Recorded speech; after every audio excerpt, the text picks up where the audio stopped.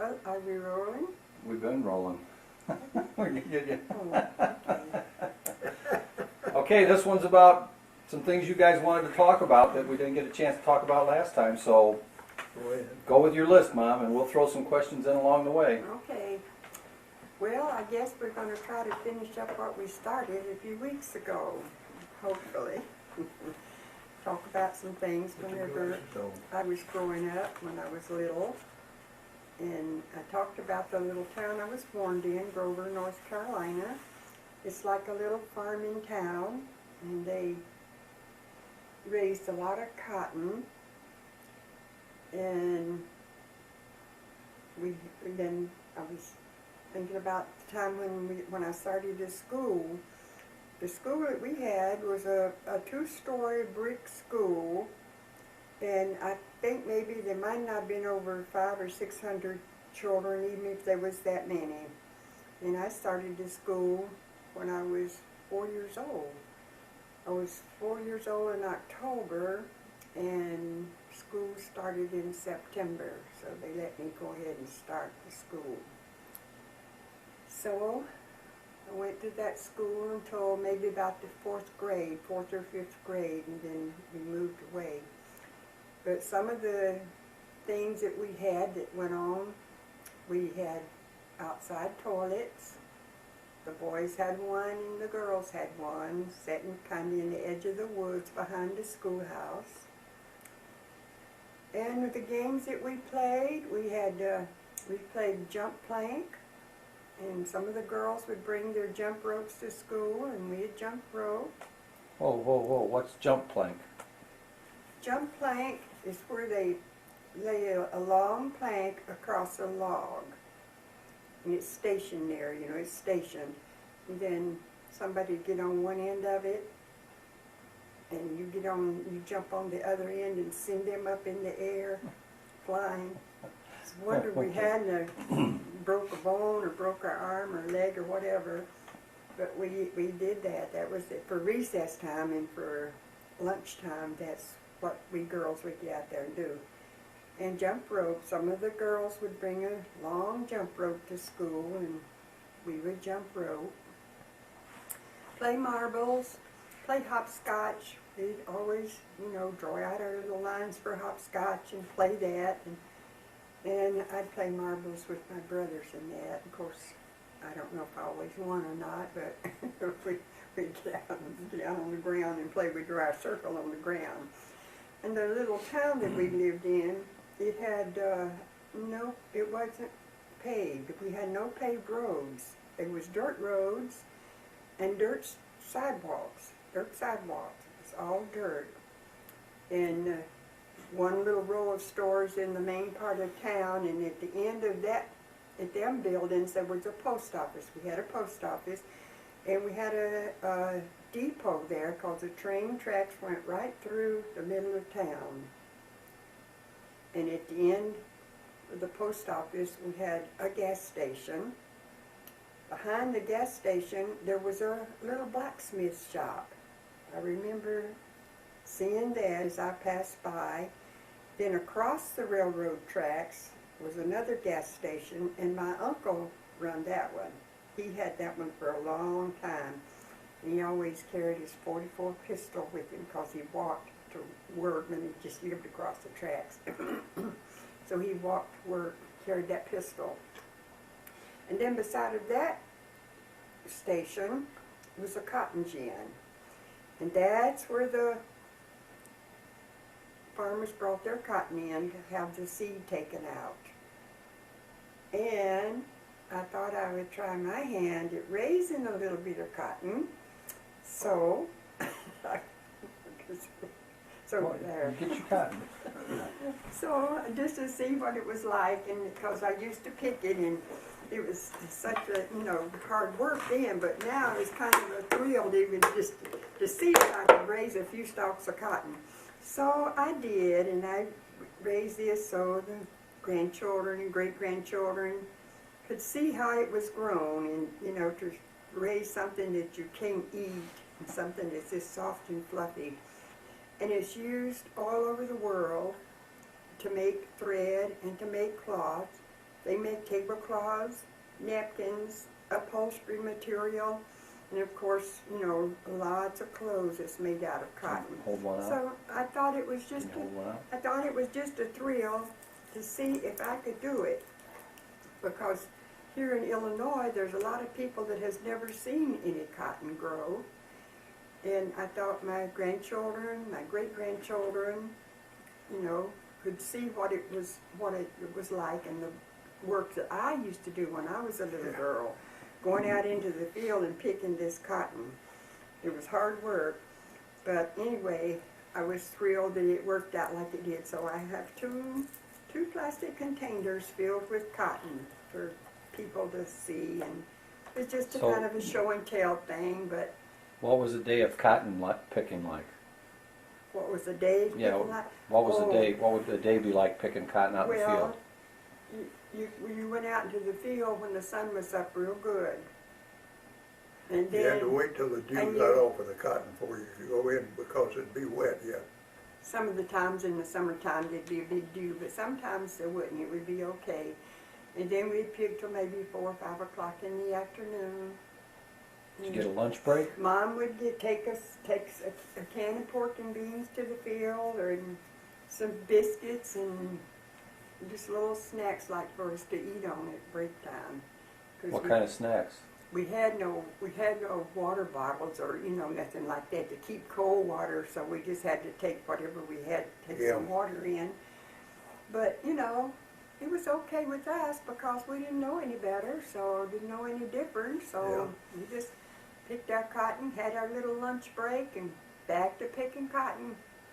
And then when we got our little sack full, we had a tow sack that we strapped on our shoulder. We get it full, and then we take it out into the cotton field that have a big, like a tow sack sheet, a big sheet. And that's where we would dump our cotton. Then when we got our sheet filled, the farmers would come out in the field and weigh our cotton. They'd weigh the sheet, they tied up in a knot. They had the scales that they had between their shoulders with the big ball on the end of it that they moved over to see how much our cotton weighed. And they had a big hook that they hooked under that knot in the sheet, and then they could tell how much cotton we had picked all day. And believe me, it wasn't a whole lot, but it was enough. We made a few dollars a day out of it. And then So all day for a few dollars a day, all day. Well, they was paying $1 for 100 pounds, and it took me about all day to pick 90 pounds. Because I was only like maybe 12 or 13 years old, something like that. Yeah. And I couldn't pick a lot. And then the cotton gin that we had there, it was right in town, right across the railroad tracks, and the farmers would bring their cotton in and gin their cotton. That's to take the seed out. And they use these seed for feed, for cattle. They probably mixed stuff with it and used that for cattle too. They ate that. And I remember we had a cornmeal building there that would grind your corn up into cornmeal. I remember taking little bags of corn out there for this guy to run it through his mill, grind up enough cornmeal for Mama to make a few cakes of cornbread. We moved around a lot when I was smaller. Then we moved up to Kings Mountain. That was about 5 or 6 miles from Grover. And Okay, so how much would $1 buy back then? What could you buy with $1 worth of cotton? well, a dollar would buy quite a little bit, and you can get like a loaf of bread for 10 cents, and cheese was real cheap, meat was real cheap. Of course, we didn't eat a lot of meat. We eat a lot of beans and cornbread and biscuit bread and stuff like that. What's biscuit bread? A biscuit. Homemade biscuits. Oh, okay. Biscuits. All right, biscuits, okay. And then after we moved, we moved to Kings Mountain when I was about maybe 12 years old, I guess, 12 or 13. Yeah. And I remember my mom washing her clothes outside in a wash pot. Yeah, we've done that too. big old black wash pot with Yeah, a fire under it. 3 legs on it. And she'd wash I her remember clothes that on well. on a rub board and then put them in that pot to boil them. Had a Yeah. long stick that she stirred the pot with, you know, and boiled them. And then she would rinse them in 2 wash tubs, tin tubs, and then hang them on the line to dry. We had no washer and dryer. We had no refrigerator. All we had was a wooden ice box. And we'd have to put our little card out for the iceman to come And the on. card had the top 25, 50, 75, and 100 written on it. Whatever ice you wanted, you turned that part up to the top so the iceman would know what to bring into your house. Of course, we had an ice house there in Kings Mountain Oh, yeah. where they made ice. They made it. And then Yeah, I watched them make it many times. the drivers would bring around in a truck, in their truck, and they would have their ice pick. They'd pick off as much ice as you wanted. If you wanted 25 pound or 50 pound, well, our little ice box wouldn't hold, 75 or 100 pound. You'd usually have to get 25 or 50 pound. And it didn't last, but just, a few days. It didn't last a week or nothing like that. So, so we had a little rough time of growing up like that, but. Yeah. I guess we enjoyed it though while we was little because we Yeah, where didn't know any better, so. where Sandra picked you up off of the bed, that's where we had the ice box in our house. And on the back porch, we would, That was a metal ice box that we had Yeah, there. but, Got it from a friend. yeah, but we still had to put out, some of them, if I remember right, some of them they pulled by horse. The ice wagon that would come around, it was insulated and everything. But they would bring it around, that's how we'd get our ice. And I remember that the old iceman that would come around there, we couldn't figure out what was wrong. You'd hiccup a lot or you'd sleep a lot, And he laughed at us, me and your mother, said, don't worry about that.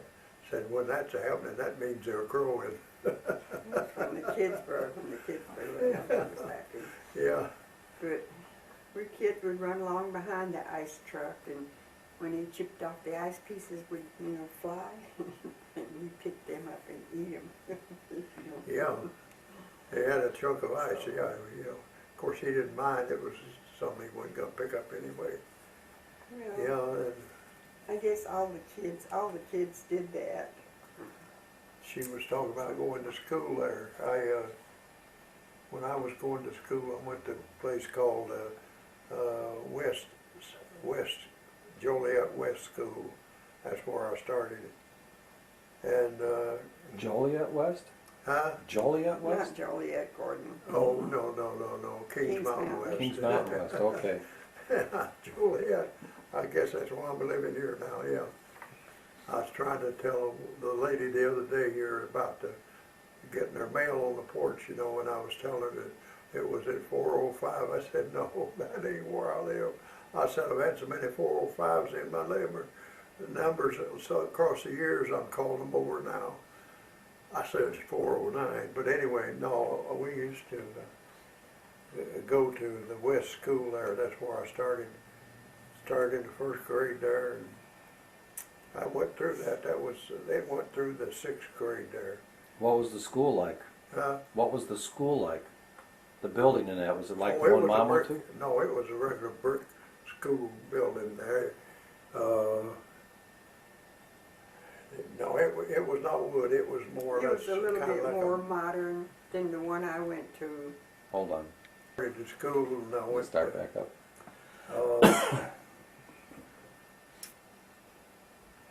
Well, I guess that was the only elementary school that I went to. Of course, I didn't go to high school. I had to go to work because you either worked or you didn't have nothing. What'd you do? What work? Huh? What work? At the cotton mill. Well, we'd unload bales of cotton off of cars and put them in the warehouse, and then take them from the warehouse up to what we call the opening room for the cotton mill to start it. through there, we would put them on what we call a two-wheeler. You told him before that. Did I tell you this before? Well, we talked about it a little bit.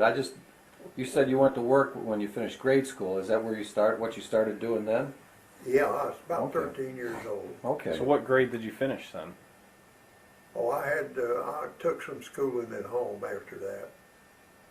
I really don't know what year I would have actually passed to go to if I'd been going to school. But I took it because a lady would come to the village, to one of the houses out there, and would take some classes when we had a chance from work or stuff, you know. But no, I had to go to work and work here in the hot cotton mill and work for Mr. W.K. Mooney there. But in this school, we had a fence they had a fence around the school about the size of the fence here beside of the house, that 6 foot or 8 foot fence they got out there. And we'd get out there and had our ball diamond right there when we played recess and all that, you know. And I remember one time right over that fence, like about 25 or 30 feet, there was started to houses. I remember one time I hit the ball, and it was a foul ball, and went right up over that fence through the man's window. I was just a young kid, and we had nothing, but it scared me. It really scared me then, because I didn't know what would happen. And they never did do anything to me about it or nothing, you know, because we had our ball field there, and we was playing ball. It was legal. But I had to walk home, which was about a mile and a half, for lunch and everything from school. During lunchtime, I had to go. If we got any lunch or had anything, I had to walk home, which would have been a good mile and a half, one way. Well, we walked to school too. It was probably a couple miles that we had to walk to and from school. But sometimes we'd be coming from school and there'd be a wagon going along the dirt road, and kids would run and jump up on the back of that wagon and ride a little ways to school. Yeah, well, see, if I hadn't been able to walk home and get a quick bite of lunch or something, I wouldn't have had nothing, because we didn't have no sack lunches then. Well, we did. We didn't have nothing to make a sack lunch out of.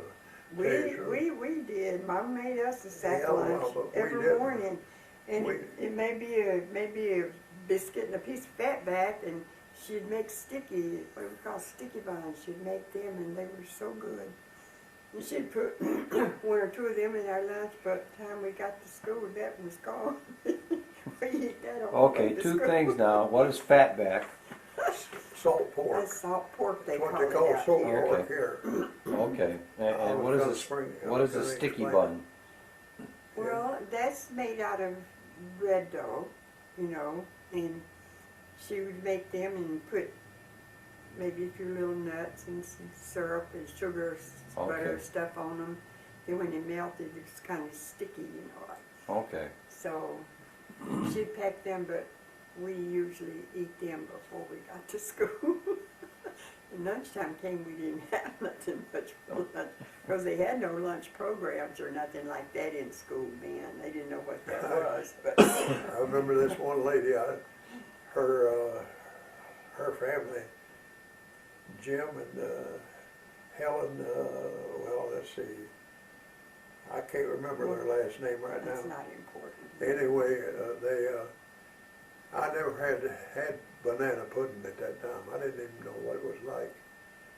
But she'd make some of the banana puddings, you know, with the graham crackers, with the vanilla wafers Oh yeah. and bananas and vanilla wafers and bananas. Made their own filling. My mom made Yeah. a lot of them. And potato pudding too. I'd have to get up on Sunday morning a lot of times and grate the sweet potatoes for her to make a sweet potato pudding. So she done Well, a I lot of... never did have to do that on any time to make the pudding. This lady had made some of it, and I went with her, 2 boys. She had 2 boys and 1 daughter, and Charles was one of the boys' names. Jim was their dad's name, and her name was Helen, but I can't think of the boy's name. But anyway, that's when I'd get my banana pudding. I'd go over to their house, and she'd have one made, you know, and she'd always give us some of it. And I thought that was really something, you know, to get a little bit of banana pudding like that. That's great stuff. I remember catching cats when I was a kid. We had, I've seen some on TV that looked like them, but you couldn't find them kind of cats just anywhere. They was like a house cat, but they grew under the plant, under the mill up there. They was like Feral wild. cats. It was feral cats. And they had different, they had this special places of black on them and gray on them and black and gray around, you know. And I'd get one of those cats, finally get a hold of one of them, you know. But I'd be crawling all under that mill trying to get a hold of one of them cats, you know. And we It's just, probably kittens then. They're probably just kittens then, well, yeah. growing up. And they were wild. I mean, you did, if you turned them loose at your house, they went back to the mill, stayed under the mill, yeah. No, we had a lot of things that was different then than what they are today. Well, we moved around quite a bit, like I said, and that time Mom and Dad had 5 children. I remember once that we moved kind of down in the country, like a little country, and down below us was a farmer, and he raised sugar cane, and he had this mill down there that he got the juice out of his cane, and he had a horse or a mule or whatever it was hooked up to a tongue that walked around and around that little mill like a wagon wheel and squeezed the juice out of that. Then he had these big vats that he cooked that syrup, and he cooked it and skimmed it and cooked it and skimmed it until he got it cooked down to where then it was called molasses. Yeah. It wasn't just syrup, it was molasses. But yeah, I remember that. That was fun when I was a little girl to watch that. Yeah, I did that, what she's talking about. At the Lassie Mill, we call it, at the syrup would come out of the cane and then put the stalks in there, and the horse would go around, and that would press the juice out of it. Press the juice out. And it would put the juice, like, would go into this vat where they was cooking it, and the skimmings, they had like a trough built from that down to a little creek that run by there, the last one I worked at. And when Okay, Pop, you're talking about. yeah, it was down at the molasses mill. At the molasses mill, and there's turning the crank with the horse was going around at the pole, and he was mashing the juice out of the cane, and it was running into a certain container there, and then they would had the fire under that where the juice was at, and it would, like she said, it would cook. Big pans, big vats, like just like a big pan that had all this juice in it, and then they would just cook it and cook it and cook it and cook it down. What? But then, you know, the foam would Yeah, the foam was what they call the skimmings. Yeah, they'd have to keep skimming. And it would go in this trough down to built like a regular trough where it would go into this vat, about a 4x8 bed, like about 8 deep and about 4x8 feet. But that was good molasses. It was good molasses. We'd have that for breakfast with biscuits and butter and molasses. They would took the place of jelly. Run that, and what they would do with it, it would run over and run into the creek. And that's when the fish that was in them little creeks, they just loved that. You know, they'd eat, I guess, I don't know how much of it they could eat, but they would they would love that skimmings over the molasses that we put down there for them, you know. And it would take you, that was an all-day chore when you started on that. I mean, like from morning till night, because it would take that long to actually get all the juice out of whatever cane. And you didn't cut the cane till you was ready to put it in the mill.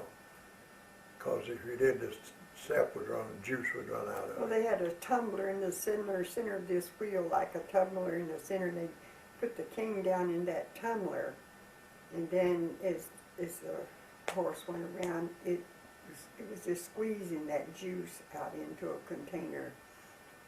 But that was hard work, but it was good. Yeah, we did a lot of hard work Eating, then. yeah. To get our cold water, we had to draw it out of wells. Like if like she said, we didn't have ice box. We didn't have refrigerators. We had an ice box, but if you didn't have no ice and you wanted a good, fresh, cold drink, the company plant that where we worked at, where she lived and I lived, about every 2 or 3 houses, in between them they'd have like a well house. They'd have a well dug, and you'd go there and fill up, draw up your big buckets of water, and walk back home with your buckets of cold water, which would be a house or 2 away. You Well, didn't have right. indoor plumbing? No, a lot of places we lived, we had no electricity. We didn't have any electricity. We had outside plumbing. We had no electricity. Outside plumbing? You mean Yeah. outhouses? Outhouses. We had outhouses, and then, and our light was an Aladdin lamp. My mom had that was one that had the little soft, pocket light that lit. It was bright. It was real bright. And we had one of those. Plus Like a we Coleman running today. have kerosene lamps. We had those. And that's the light that we had. And of course my mom had to cook on a wood stove. She had a wood stove in the kitchen, a big old wood And stove with a... She used to talk, she was talking a while ago about doing the laundry in the wash pots outside. When I got old enough, which I don't know, I was pretty young, 12 or 13 years old, I started helping kill the hogs. And I'll tell you this thing that happened though, this wasn't part of killing the hogs. This was something, my dad was still living. He died when I was 9. But anyway, him and some of the old timers would go out and catch turtles and bring them in, and they would dress them there at the back porch, which was about as high as this. And they just walk up to that and lay the turtle down there and dress it. And somehow they'd get his head out and they'd cut his neck off way back here as far as they could. And a lot of times when they'd cut it would affect the nerves some way in there. When they would cut the head off, the mouth would fly open. And they warned us and warned us and warned us to stay away from it. And I was a hard-head Dan too. Anyway, I could just barely get under that floor where they threw the turtle's head. I was under there and that thing had its mouth wide open. And somehow or another I got my finger close enough and that thing grabbed my finger. Just the mouth and the neck, that's all it was of it. Boy, I come out of that house, I was really yelling. Dad take screwdrivers and get that head off of my finger. That turtle was nothing but the head and the neck, that's all there was to it. It still bit me. Is that what happened to your fingernail? No, No, that was done when I was crawling. somebody, I my was just sister a stepped on it. It's like a double nail across in there. Holy Whiteside, his mother stepped on that when I was just crawling. And I've got 2 nails It's there a yet. double one, double Yeah, nail. there's 2 nails there yet. But I got in that, and we used to butcher, and what we used those wash pots for out there, we'd clean them out real good, they'd be clean. We'd take the scrap hog and put them in that pot, and they cook our meat in there, and they call it cracklings. They rendered the Lard out of the skin fat. and stuff, in these pots. We took This- all of the fat out of the meat there. This wash pot reminds you of a witch's pot. You know, the pictures of a witch's pot had 3 little legs on it, and they'd put it up on a brick, or put these legs up on a brick to raise it up, where they could get the wood up under the pot. And then It's like that a big way, cauldron. huh? It's like a cauldron. Well, they use what we call stove wood. Hmm. You know, cut in lengths, the short lengths, you know, to fit into a stove. And then they would just put that under there, and sometimes she'd have a piece of pine wood that she would put under there to start the fire. Because, you know, Yeah. back there, in the woods, you could go and chop a little stump of pine, you know, pine tree or something that had fallen or died a long time ago. Then that little stump was pine, and you strike a match to it and it would flame up just like it was gasoline or something. And a lot of times she used that to start her fires with. I know I had to start the fires in our little, what we call a pot-bellied stove in the house there in the morning. That was one of my jobs. I had to get out of the bed and didn't have long pajamas or nothing, you know. And I'd run into the We room. didn't know what pajamas I'd run was. into the room where the pot-bellied stove was at, and it would be sitting out like from here to the wall, from where the chimney went up. You'd have the stovepipe, big round stovepipe about this big around, run to it. I'd build a fire in that, and I'd always hunt me some of that pine kindling, little slivers of pine wood, because that would burn so good, and it'd start the rest of it up real good if you get that going. And the way they had their wood stoves in that we had to heat with, like if they had a fireplace, they'd always have to have a fireplace light, and they'd put a piece of tin over that, cover that fireplace with tin, and make a little round hole for the stovepipe to go into. And then that way we had a chimney, you know, for the smoke And the things to go out. draft thing was on the pipe between the stove and the wall, or wherever it went up the chimney, that drafter, you know, that you adjusted that to however you wanted it. And that's the way we did our ironing, because we had no electricity in most of the places that we lived in. And our little stove was a small stove that, you know, not as big as some of them were, but it was a small stove, about like the heater. It was round, and had little racks on it around, and we put our smoothing irons, set it up on them little racks in there, and set it against the stove to let them heat. And that's how we did our ironing, with them Yeah. smoothing irons, they call them, smoothing irons. And sometimes they'd be pretty hot when you took them off of that. Yeah, you had always to have watch. to have a thick rag or something in your hands to catch hold of the handle of them, you know, when you was going to go ironing. Yeah, you'd have to do that. My mom's ironed my daddy's white shirts many a time, and she'd starch them and use them old smoothing irons Yeah. to Well, that's all the iron. irons you had. You didn't have the electric But ones. she always did a good job, and she always Yeah. kept us with Mine- clean clothes and everything Yeah. when we was little and growing up. She had a hard time doing it, but you know, she didn't know any different, because she had No, none no of us knew any electric different. irons and electric ice boxes and things like that. She didn't have any either when she was growing up, so you know, she didn't know any different. That was their lifestyle. Did she ever talk about what it was like when she grew up? No, No, I mine either. never heard her talking. Well, you know, not in detail or nothing. She might have mentioned about, you know, working out in the fields, and well, in fact, I remember her saying one time when my brother Crawley was 7 days old, she went out in the field and dropped corn to be planted, and he was just 7 days old. So, you know, they had a rough time growing up too, she did, because her parents were farmers, Daddy's parents were farmers, and they had a hard time growing up. But like I said, they didn't know any different. That's all they knew No, was that's hard all we work. knew. That's all we had, so Just that's all hard we knew. work.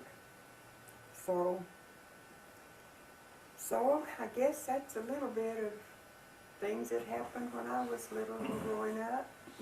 Yeah. Not very exciting, some of them, but No, it ain't. but Somehow we made it, but I think it makes you appreciate more now the things that you the do electric have. lights and stuff like that. Yeah, You have to learn to inside appreciate plumbing, them. electric and electric irons and things like that. I think that you really appreciate, you know, things now, because when you look back and see how hard it was, at the time we didn't know it was all that hard, but now when you look back and see all the conveniences that we have today compared to what we had growing up, well, it makes you not want to live back there anymore. I go back there to visit a lot of times, but I don't want to live back there anymore. So I enjoy a few conveniences today that I have. Yeah. Yeah. We didn't have anything either. We were in the same boat she was in. And there's Well, nobody had nothing there's much. millions of people. You But know. my dad was the type of person that it was during the days of the first big depression, the depression that we had. And I can remember very well the fact that there'd be a lot of people. They'd travel the railroads with the trains, you know, the hobos, the trains they call them. And there'd be, some of them would get off and come down through the village.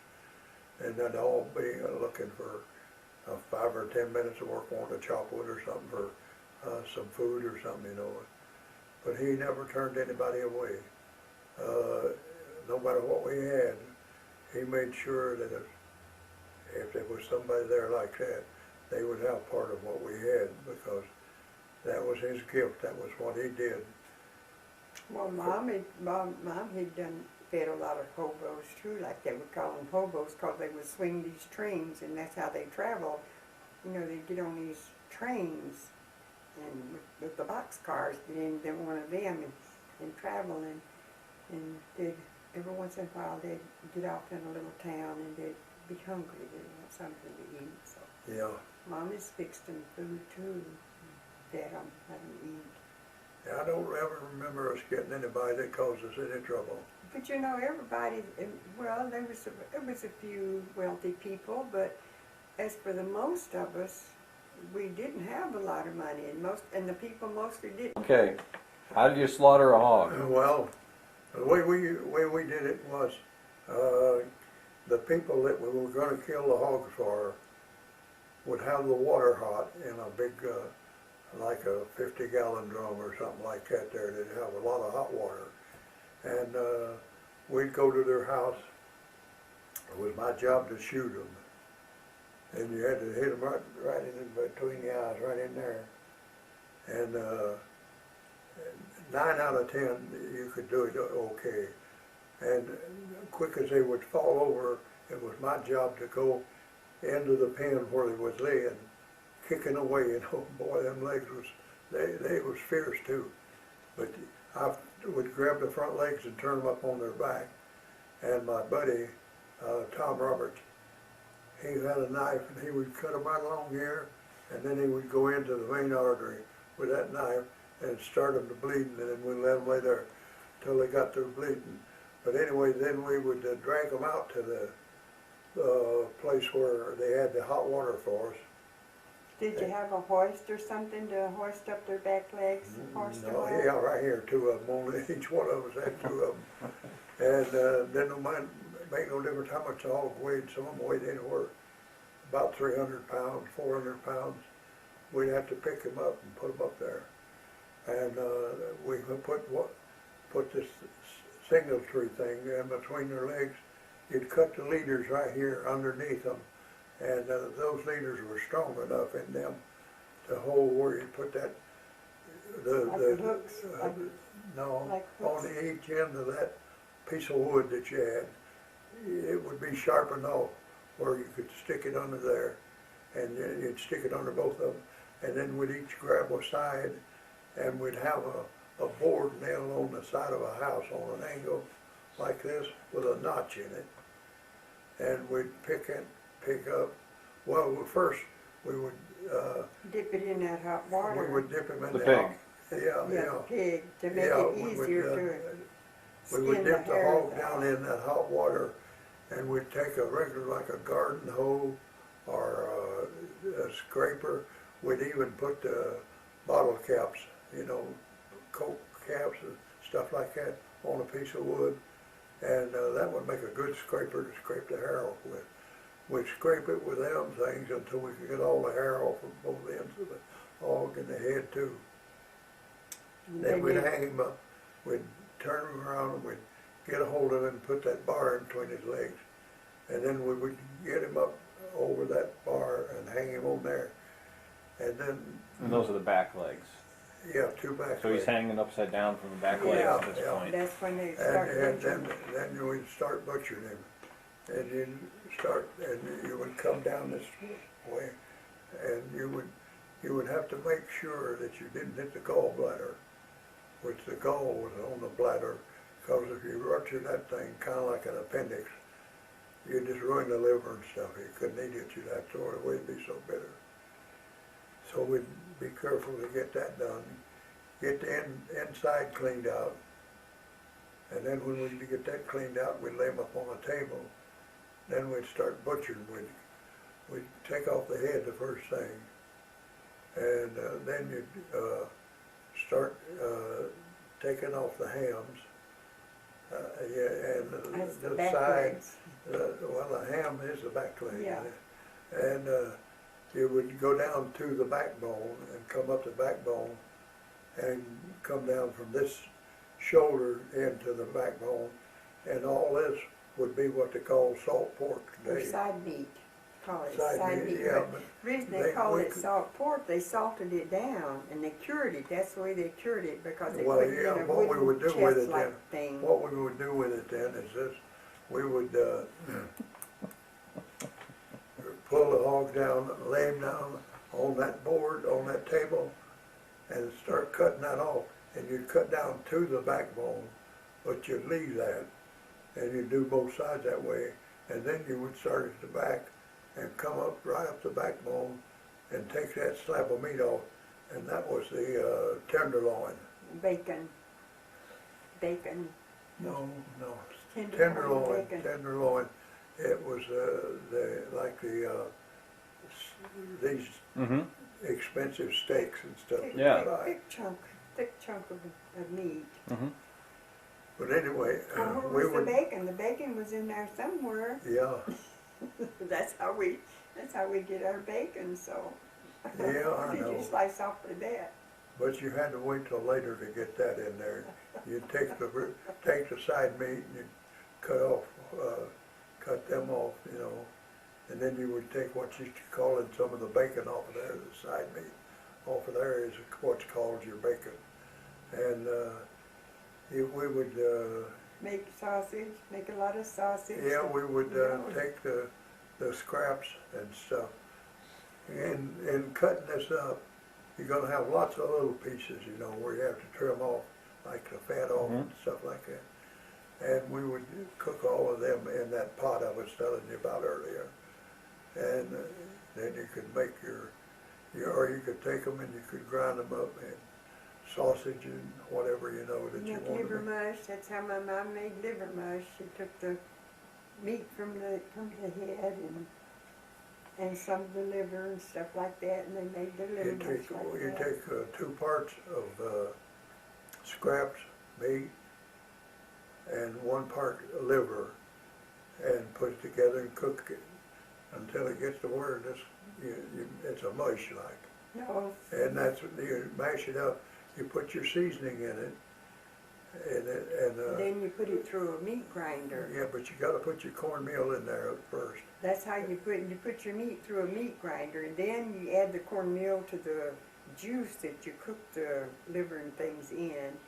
That's when you add your cornmeal and your seasoning and cook that down a little bit. Then you add your meat into that, and that's how you. Yeah, your make meat has liver to. mush. You have to make sure you get your meat well done, and your liver and your scraps together, and you got it seasoned with sage and whatever you want to put in it, how much ever you want Most to put in it. people up here don't know what liver mush is except the Southerners, and maybe even some of them don't know what it is, because the only place that I remember it being made is in and around Kings Mountain and in South Carolina and places like that down Well, there. down in Carolina, down in around North Carolina where we was raised, I don't know where they make it at in South Carolina, but they have some down there. Oh, they have plants that make it, and that make it and distribute it to, Yeah, to but I the don't know. Carolinas. I don't know where at they make it in South Carolina. They, cause that's not too far from where they originally make it at anyway. And I don't know why they don't make it other places, but they just don't. Because it's, Well, you know, they make this what they call South meat and stuff like that. Now you can buy that up here, but you don't buy liver mush up here. And I they guess used to have people cornmeal. They used to have up here what they call cornmeal mush. And well, they still have that. They still have it's that. made in a but- loaf like bread, but they slice it and And fry you it. fry it, but it's not like it don't have liver and It horn don't meat have and the stuff liver like and that stuff in it like the liver mush does. So that's your hog killing time, huh? Yep, I guess we got through We killing the got it. hogs. We got through killing the hogs and butchering them and making mush and Yeah, oh.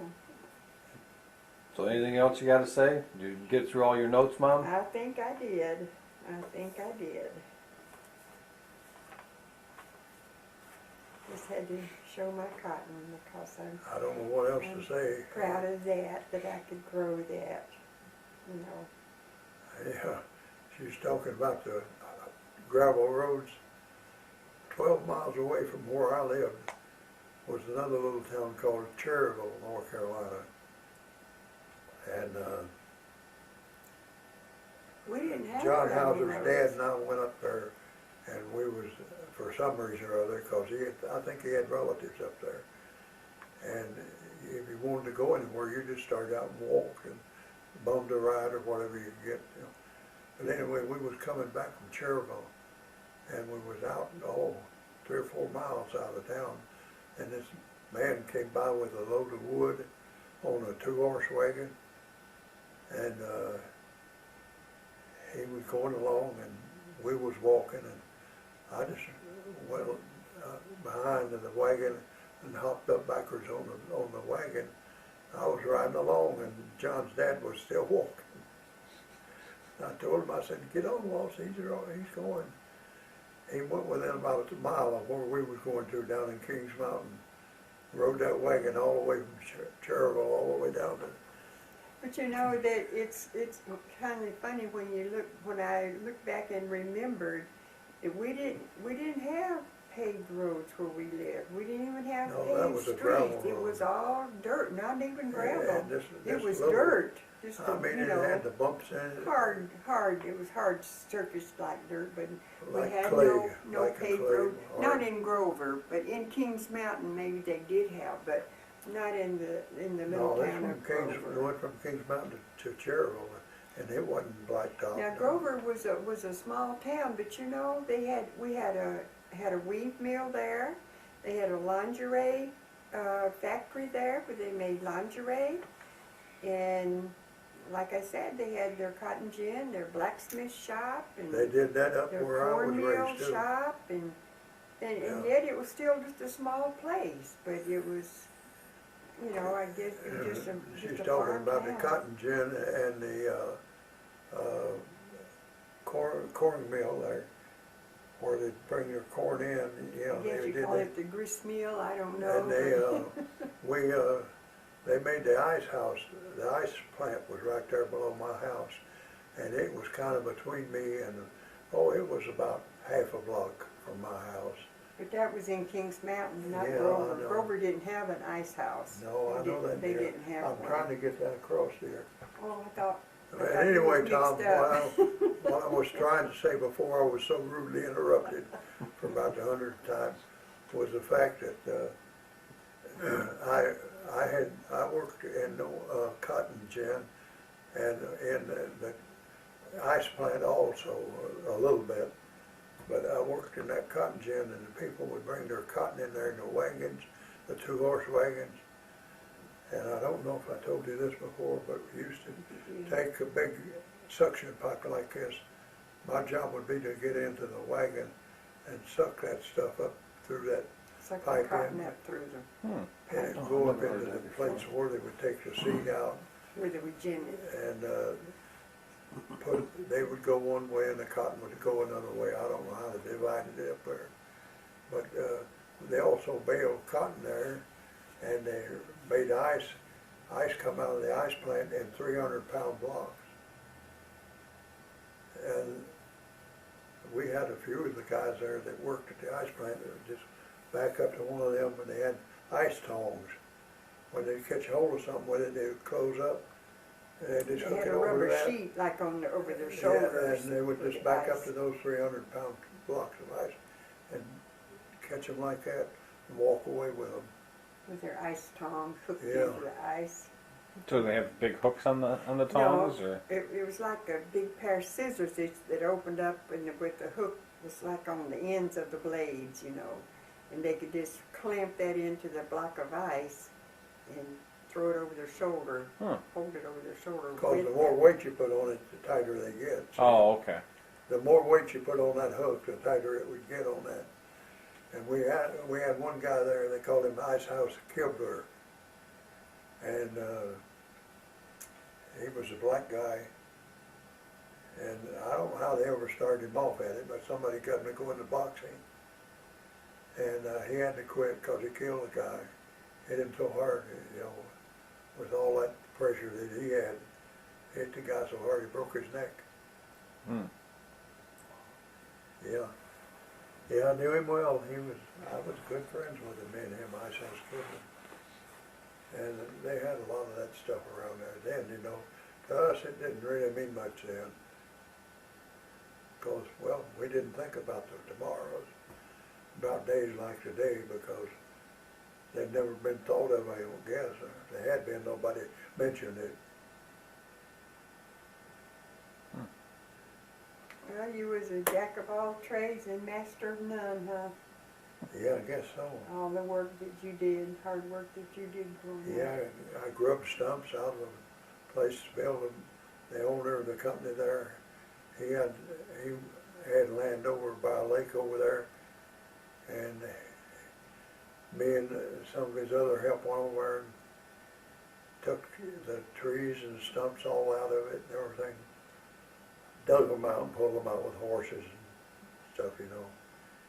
That was like bottom land, wasn't it? This clearing off for planting and stuff like that, or Oh, bottom yeah. land they call it. Yeah, Where they was clearing it off. yeah, we did that. Yeah, Mr. W. came on him, came out, and I've been to his house and ate with him. He had some twin boys, and then he had, I don't know how many children him and his wife had, but he had must have 4 or 5 boys. Billy and the twins, and I know one other boy. But anyway, he ate beans and cornbread just like we did. That's what you'd think, him a millionaire. He never did carry money with him, and he went to the like Wall Street there in New York, you know, and places like that to do business. He just write out a check. He never carried money. He wouldn't carry money because We didn't either, did we? no. We And, didn't. Different We reasons didn't though, have right? any. Yeah. We didn't have any to carry. But after I grew up and was working in the plant there, I was out there one day at the warehouse, and he come by and went in the warehouse, and me and him was talking, you know, and he was in tears talking to me about his boys. Cause, well, he was no different than anybody else. He was doing what he could to keep them out of service at the time, you know. Well, he's the one that run the mill too. He owned the mill, there. that mill, and part of one or 2 other mills there in town. I don't know how much he owned. But we talked about his boys. Me and him did, you know. And Wally, you know him. He's been here. he got his college schooling free, I think, because he took up with those two twins. They was in the school while he helped them out and guided them around through the school there, you know, and made everything. And I think Mr. W.K. must have paid most of his schooling for him. And So we had a pretty exciting life, didn't we? Sounds like you kept busy, that's for sure. yeah, well, we did. What other jobs did you work? Worked at the all ice he- house, worked at that's the all mill, That's all he did. It was just a dug up cotton mill tree back- stumps and Yeah. Yeah, slaughtered well, pigs and yeah, that was Yeah, his job plowed back up garden then. spots. Plowed up garden spots with a 1 and 2 horse plow. walk behind. Yeah. Turn plow. Big turn plow, turn the dirt over. Oh, my uncle had one of these plows that had the big wheel in the front of it, no horse or nothing. That's how he plowed up his garden with that single plow. Had the big wheel on it, and then had a little plow thing behind it, and he'd roll that down and make up his rows and scoop out the dirt. You push it. Yeah, he had to push it. He had was nothing. Didn't hitch you kids up to it and make you pull it.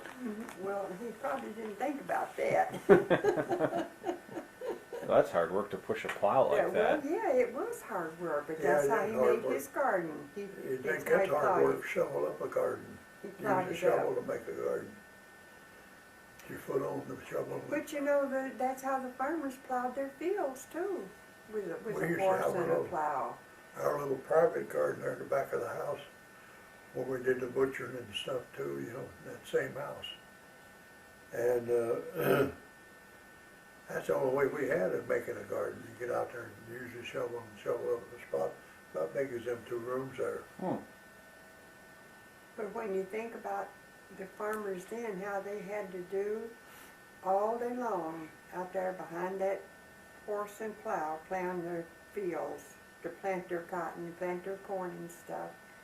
And now look at all this big equipment that they have to pick their corn, and now they have cotton pickers. And of course, they don't raise a lot of cotton here anymore. They don't raise a lot down there anymore either. No, I mean down there. They don't raise a lot down there anymore. It comes from overseas somewhere, most of their cotton. But they had a hard time. Of course, they never had big fields either like they have today with all this machinery and stuff. Their cotton patches were smaller. They didn't have big fields like they have some places here anymore. But they still Yeah, the hard cotton work. fields were about the size of your Still lake hard over work. yonder. That was a good Some sized of them cotton was field. bigger, some of them was pretty good size, and Well, it's a Yeah. couple hundred acres, 200-300 acres. I don't know if there's that much or not, because they had to do all that plowing by hand, all of it. Yeah. And just think how long it would take you with 1 horse and 1 plow to plow up a field like that. That's what they used to do. It would take days Mm-hmm. to do that. Hmm. And that was rough going. You sleep at all. No. I was just watching the camera. Is there anything else you can think of? No, I can't. I guess that's about it. We've rambled enough. Right now, I don't reckon. think I know. Alright. We got about an hour of tape here. Uh-oh. Do what? So we got about an hour's worth of tape, so Well, you can save it.